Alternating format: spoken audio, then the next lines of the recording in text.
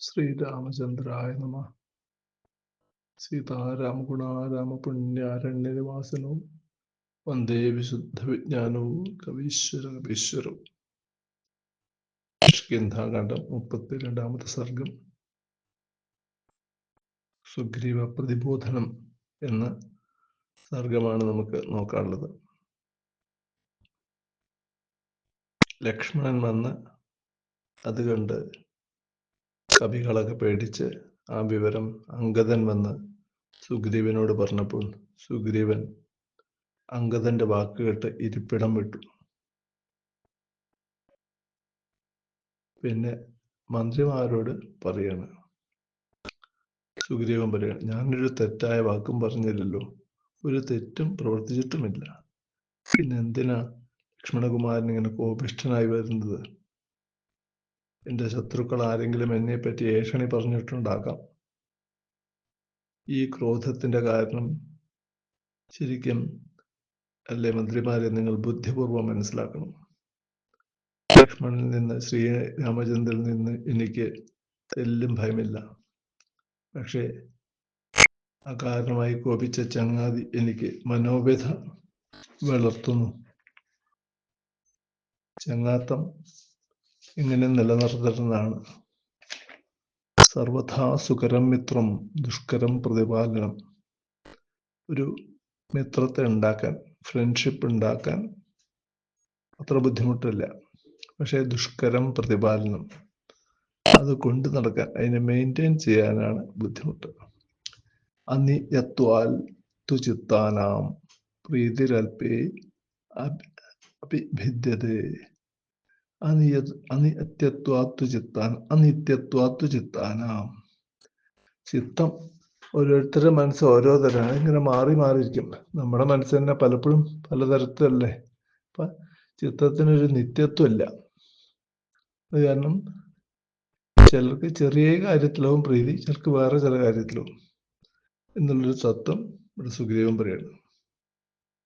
അപ്പൊ എനിക്ക് ഭയമുള്ളത് ശ്രീരാമചന്ദ്രനോട് പ്രത്യുപകാരം ചെയ്യാൻ എനിക്ക് സാധിക്കുമോ എന്നുള്ളൊരു ശങ്ക ആണ്. ആ ശങ്ക കൊണ്ടാണ് എനിക്ക് ഭയമുള്ളത്. ഇത്രയും കേട്ടപ്പോൾ മന്ത്രിമാരിൽ വെച്ച് ശ്രേഷ്ഠനായ മന്ത്രിമാരുടെ ഇടയിൽ നിന്ന് ഹനുമാൻ എണീറ്റ് പറയണം, അല്ലേ, അങ്ങ് കപികുലത്തിന്റെ കപിഗണങ്ങളുടെ ഈശ്വരനാണ്. അങ്ങക്ക് ലഭിച്ച ഉപകാരത്തെ സ്നേഹത്തോടെ ഓർക്കുന്നു എന്നതിൽ തെല്ലും അത്ഭുതമില്ല.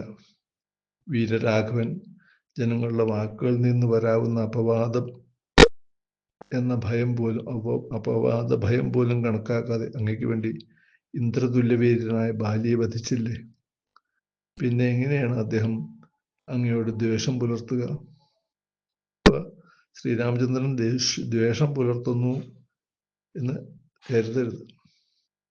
പക്ഷേ വേറൊരു കാര്യമുണ്ട്. കാലത്തെപ്പറ്റി ശരിയായ അറിവുള്ള അങ്ങ് കുറച്ചിടം മതിമറന്ന് ഇവിടെ ഇരുന്നു. പക്ഷേ അങ്ങനെ ഇരുന്നതിനാൽ പാലകൾ പൂക്കുന്ന ഈ ശരൽക്കാലം ആരംഭിച്ചത് അങ്ങ് അറിഞ്ഞില്ലേ? ഗ്രഹങ്ങൾ തെളിഞ്ഞു, നക്ഷത്രങ്ങൾ തെളിഞ്ഞു, മാനത്ത് നിന്ന് കാറകന്നു, ദിക്കുകൾ തെളിവാർന്നു, ആറുകളും കയങ്ങളും പോലും തെളിവാർന്നു.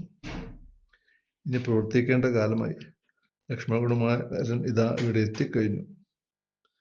ഇനി ലക്ഷ്മണന്റെ കഠോര വാക്കുകൾ നിശബ്ദനായി കേട്ടേ പറ്റൂ. കൈകൂപ്പി ലക്ഷ്മണന്റെ മുന്നിൽ നിന്നേ പറ്റൂ. രാജാവ് ശരിയായ മന്ത്രികളുടെ വാക്ക് കേൾക്കേണ്ടവനാണ്. ഭയമകറ്റി ചെയ്യേണ്ടത് ചെയ്യൂ. ശ്രീരാമചന്ദ്രൻ വിചാരിച്ചത് മൂവുലകും അദ്ദേഹത്തിന് കീഴടക്കാൻ സാധിക്കും. അദ്ദേഹത്തിനെ കോപിഷ്ഠനാക്കാതെ നോക്കി പ്രസാദിപ്പിക്കേണ്ടവനാണ് അദ്ദേഹം. അങ്ങ് ചെയ്ത ഉപകാരം കൊടുക്കുന്ന അങ്ങയിൽ നിന്ന് പ്രത്യേകിച്ചും അങ്ങയെ പ്രസാദിപ്പിക്കേണ്ട ആൾ തന്നെയാണ് അദ്ദേഹം. ഇപ്രകാരമാണോ പത്നിമാർ പതികളെ വശത്താക്കുന്നത്? അവര് അങ്ങനെ ആ പ്രകാരം അങ്ങ് അദ്ദേഹത്തെ പ്രസാദിപ്പിക്കൂ. ഇതാണ് ഇപ്പൊ ചെയ്യേണ്ട സമയം. അത് കാരണം രാമാനുജ ശാസനം ത്വയാ കപീന്ദ്രയുക്തം മനസാപ്യബോഹിതും മനോഹിതേ ന്യാസ്യസി മാനുഷം ബലം സ രാഘവസ്യാസ്യ സുരേന്ദ്രവർച്ചസഃ. അങ്ങ് രാമന്റെയും രാമാനുജന്റെയും ശാസനം ഒട്ടും തള്ളിക്കളയരുത്. അറിയാലോ അങ്ങക്ക്. അങ്ങയുടെ മനസ്സിനറിയാം ഇവരുടെ ബലം. ഈ മനുഷ്യന്മാരുടെ ഇന്ദ്രതുല്യ പരാക്രമമായ ലക്ഷ്മണന്റെയും അതിനേക്കാൾ പരാക്രമിയായ രാഘവന്റെയും പരാക്രമം അങ്ങയുടെ മനസ്സിന് അറിയാമല്ലോ. കാരണം വേണ്ട പോലെ ചെയ്യൂ എന്ന് പറഞ്ഞുകൊണ്ടാണ് ഹനുമാൻ നിർത്തുന്നത്. അങ്ങനെ സുഗ്രീവനെ പ്രതിബോധിപ്പിക്കുകയാണ് ഹനുമാൻ ചെയ്യുന്നത്. ശ്രീരാമചന്ദ്രായ നമഃ. ആപദാമപഹർത്താരം അദാനം സർവസമ്പദാം. അഭിരാമം ശ്രീരാമം ഭൂയോ ഭൂയോ നമാമ്യഹം.